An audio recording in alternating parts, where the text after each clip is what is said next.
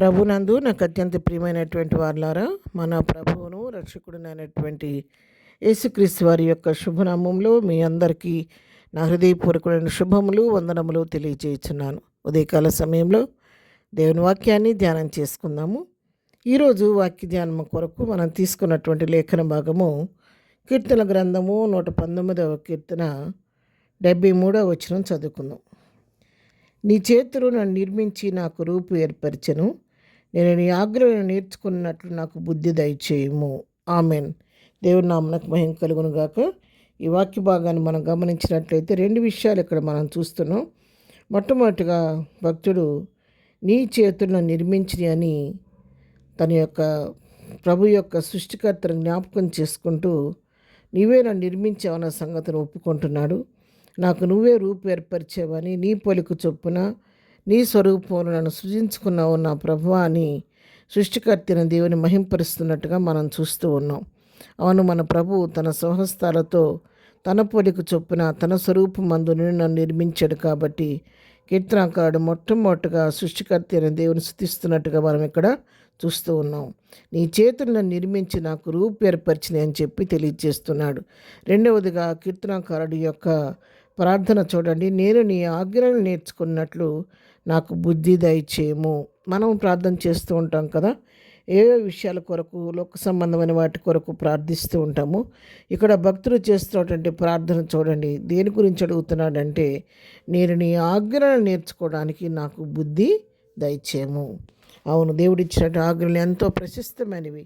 ఆజ్ఞలను గైకొనాలి. ఆజ్ఞలను మనం పాటించినప్పుడే మనం దేవుని దృష్టికి అంగీకారంగా ఉంటాం. తప్పకుండా దేవుని ఆజ్ఞలను మనం గైకొనాలని చెప్పని దేవుడు తెలియజేశాడు. కాబట్టి ఆజ్ఞల విషయంలో భక్తుడు శ్రద్ధ వహిస్తూ ఉన్నాడు. కీర్తన గ్రంథం 119:4 వచనం మనం చదువుకుంటే, నీ ఆజ్ఞలను జాగ్రత్తగా గైకొనవలనని నీవు మాకు ఆజ్ఞాపించి ఉన్నావు. ఆహా, నీ కడ్డలను గైకొన్నట్లు నా ప్రవర్తన స్థిరపడి ఉండిన ఎంత మేలు. ఇక్కడ భక్తుడు చెప్తున్నాడు చూడండి, నీ ఆజ్ఞలను జాగ్రత్తగా గైకొనవాలని చెప్పి దేవుడు ఏం చేశాడంట, మాకు ఆజ్ఞాపించున్నాడు. దేవుడు ఆజ్ఞించాడంట. ఆజ్ఞలను జాగ్రత్తగా గైకొనమని ఆజ్ఞాపించావు. కాబట్టి నీ ఆజ్ఞలను గైకొనటానికి, అటు నేర్చుకోవడానికి నాకు నేర్పించమని వాటిని ప్రభు సహాయం వేడుకుంటున్నాడు. నాకు దయచేయి, బుద్ధి దయచేయి. ఆజ్ఞలను ఎట్లా నేర్చుకోవాలో, ఎట్లా ఆజ్ఞలను గైకొనాలో, ఆజ్ఞానుసారంగా ఎట్లా జీవించాలో నాకు నేర్పించమని భక్తుడు ఇక్కడ ప్రార్థన చేస్తూ ఉన్నాడు.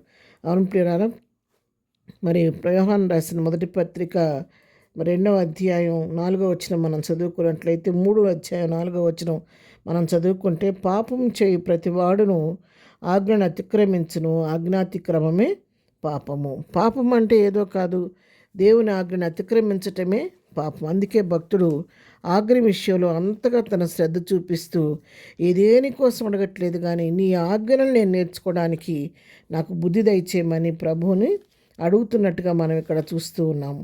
ఆజ్ఞలు గైకొనేవాడు దేవుని చిత్తానుసారంగా జీవించేవాడు అన్న సత్యాన్ని ఇక్కడ భక్తుడు కనుగొన్నాడు.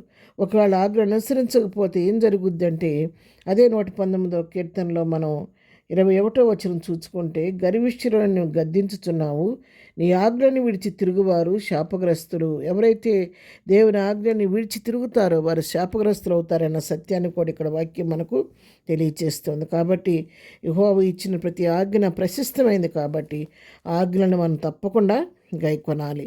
ఆజ్ఞలో ఒక ఆజ్ఞ మీరినా కూడా మనం అన్ని ఆజ్ఞల్లో తప్పిపోయిన వారం అవుతాం. కాబట్టి దేవుడిచ్చిన ఆజ్ఞ విషయంలో మనందరం కూడా ఎంతో జాగ్రత్తగా ఉండాలనే సత్యాన్ని ఇక్కడ మనం నేర్చుకుంటున్నాం.